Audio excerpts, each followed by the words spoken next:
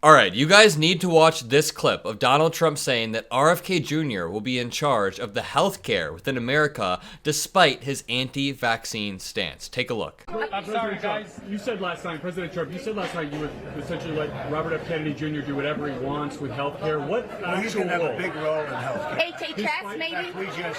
We just left. In fact, I think he might be here. He's right behind.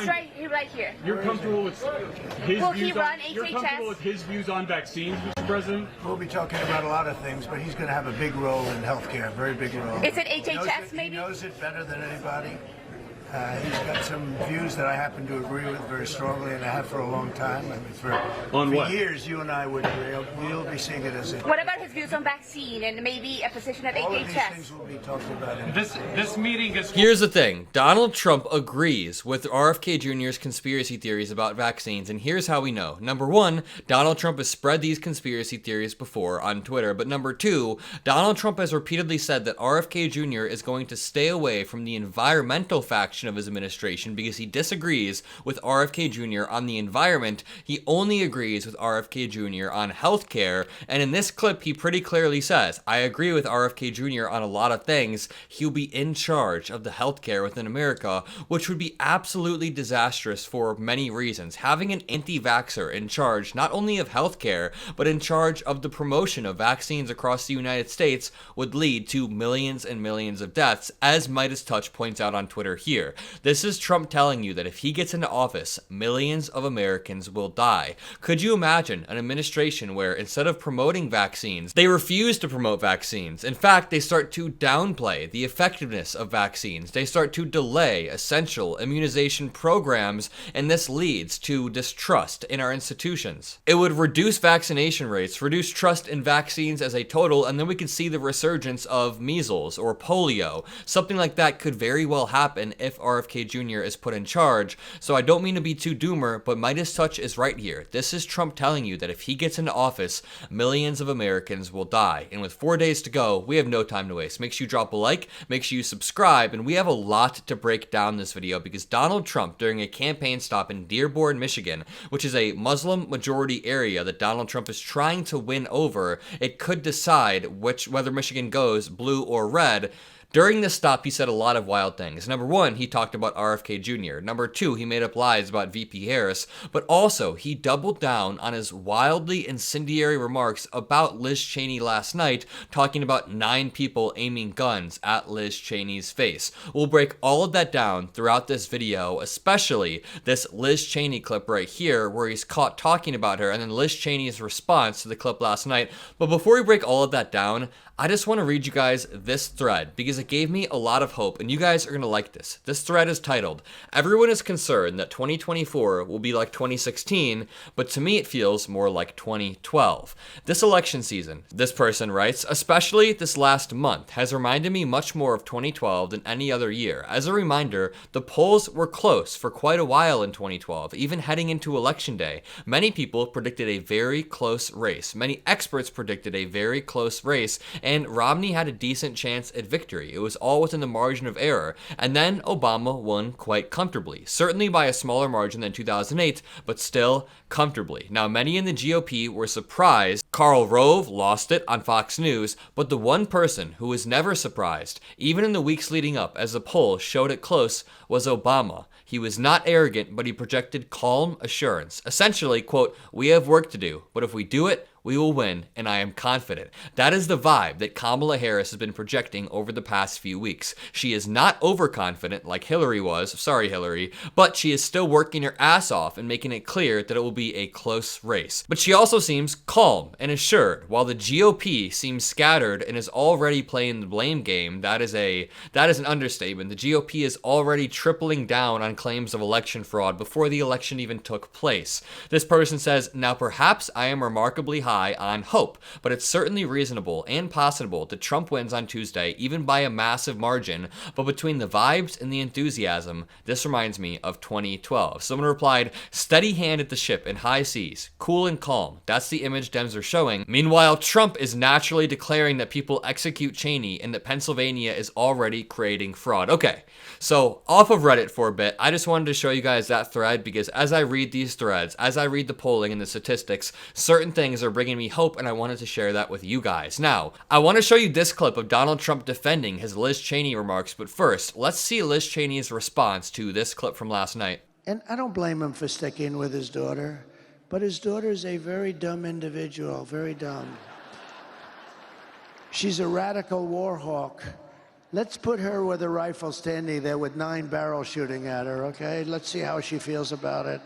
You know, when the guns are trained on her face. This dude just sounds like the Joker. Let's see how she feels about it when the guns are trained on her face. She's a radical war hawk. Let's put her with a rifle standing there with 9 barrels shooting at her, okay? Let's see how she feels about it. You know, when the guns are trained on her face. Number one, the irony of Donald Trump calling Liz Cheney a war hawk when he literally had his generals write up a plan to invade Iran and then showed that plan at certain parties and maybe to Kid Rock, to some celebrity. We don't know exactly which celebrity, but Donald Trump is no better than Liz Cheney when it comes to war. And Liz Cheney said in response, quote, "This is how dictators destroy free nations. They threaten those who speak against them with death. We cannot entrust our country and our freedom to a petty, vindictive, cruel, unstable man who wants to be a tyrant. Hashtag women will not be silenced. Hashtag vote Kamala." And this got 126,000 likes with 12.6 million views. I am hoping this clip is being covered a lot in the mainstream media. I'm hoping it's breaking through to the average voter with 4 days to go, because I'm not going to lie to you guys, it seems like Elon Musk kind of suppresses stuff on Twitter. Now, I don't have any stats to back this up, but the fact that Liz Cheney's response only got 12.6 million views. I've seen Jake and Logan Paul tweet something over the past day that it's gotten 40 million views. It just seems like it's been weirdly suppressed. This reads, Liz Cheney responds to Donald Trump's violent assassination fantasy of killing her. Liz Cheney has been on Donald Trump's enemies list since she denounced his behavior around the insurrection and was the vice chair of the congressional committee that investigated his insurrection and then pledged to keep him out of the White House and helped to endorse VP Harris. Donald Trump has an enemies list. VP Harris has a to-do list, as she says, and I want you to watch the clip of Donald Trump essentially amping up the incitement against Liz Cheney even further. Just take a listen.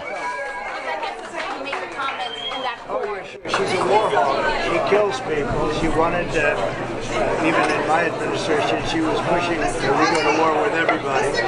And I said, if you ever gave her a rifle to do the fighting, if you ever do that, she wouldn't be doing too well, I will tell you right now. But she's a war hawk. Unnecessarily, and if she had to do it herself and she had to face the consequences of... This is Trump rambling on. So he gets asked about the Liz Cheney comment, and his initial response is, she's a war hawk. She kills people. Now, just take a step back. In any normal reality where somebody is accused of saying something like, we're going to put a firing squad on somebody, Trump's response should have been, I would never say that about somebody. I would never, ever even imply that. I have a position of power that I value greatly. But instead, his response is, she's a war hawk. She kills people, which is essentially him saying, yeah, of course I said that. You make a comment in that form. Oh, yeah, sure. She's a war hawk. She kills people. She wanted to, even in my administration, she was pushing to go to war with everybody. He said, even in my administration, she was pushing to go to war with everybody. Again, I want to point out the Iranian invasion plan that Donald Trump had his generals draw up. That wasn't Liz Cheney. And I said, if you ever gave her a rifle to do the fighting, if you ever do that... Donald Trump then says there,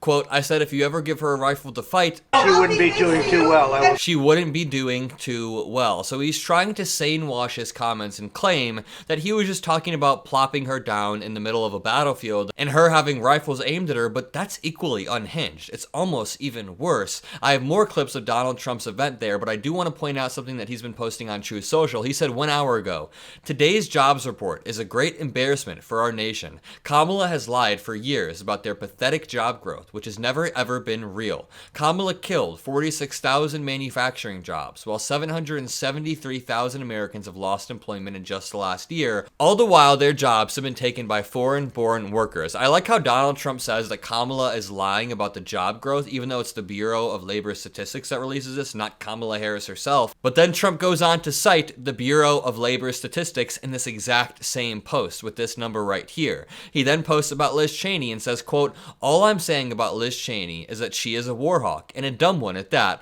but she wouldn't have the guts to fight herself. It's easy for her to talk, sitting far from where the death scenes take place, but put a gun in her hand, let her go fight, and she'll say, no thanks. Her father decimated the Middle East." It's hilarious. Captain Bone Spurs is saying that Liz Cheney wouldn't fight when Donald Trump had the opportunity to fight for our country, and he said no. Not only that, but he has derided soldiers and veterans every step of the way. Trump then wrote out a childlike temper tantrum about Mark Cuban. He said, "Mark Cuban, a total loser, is being decimated by women all over the country, especially since they know and admire the many great women that work for and with me." Just for a quick explanation, Mark Cuban said that Donald Trump never surrounds himself with strong, educated women, which is true. He only surrounds himself with women as a pawn, or women who he deems beautiful enough to be around him, as he said in the past. And Donald Trump and MAGA are trying to blow this out of proportion and say that Mark Cuban said there are no strong women in MAGA, or that any women that vote Republican are weak. That is not what Mark Cuban said whatsoever. Again, here's a clip of Donald Trump being asked about healthcare from a different point of view. Last time, President Trump, you said last night you would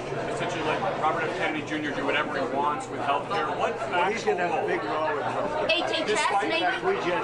We just left. In fact, I think he might be here. He's right here. You're comfortable with his Will he views run on, HHS? you're comfortable with his views on vaccines, Mr. President? We'll be talking about a lot of things, but he's going to have a big role in healthcare, a very big role. He's going to have a big role in healthcare. Donald Trump then goes on to say he agrees with RFK Jr. on a lot. He knows it better than anybody. Some views that I happen to agree with very strongly, and I have for a long time. Absolute BS. By the way, use code Kamala for 15% off the Kamala Rosie the Riveter mugs. I use mine every day heading into the selection.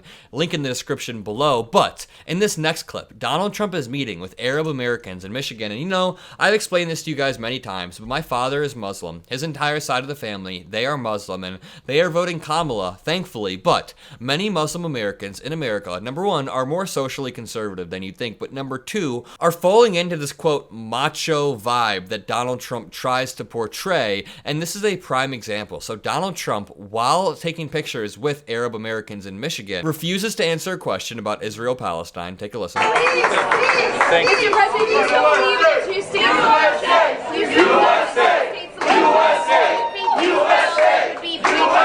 So he's getting asked right there if he would support a two-state solution. He refuses to even answer, and he hears the question. He looks over at the reporter, listens to the question, but refuses to answer. Number one, because he probably doesn't know what a two-state solution is, but number two, he's just going to defer to Bibi on everything. He will let Bibi Netanyahu do whatever the hell he wants with Palestine, and that is exactly what Muslim Americans do not want. So, to any Muslim Americans watching this, I'm sure you know better if you're 14 minutes into my video about how much Donald Trump sucks, but Donald Trump genuinely is the antithesis of everything Muslims want in America. They want to be able to practice their religion freely without hurting anybody else. They want their family members to be able to come over here. They want to be able to practice in mosques or to have health care. Donald Trump will strip all of that away, not to mention his absolutely abysmal plans for Israel and Palestine, which is to just let Bibi Netanyahu do whatever the hell he wants, which would effectively raise the entire land of Palestine. Let me know what you guys think in the comment section below. Drop a like, subscribe, have a great rest of your day. Peace out.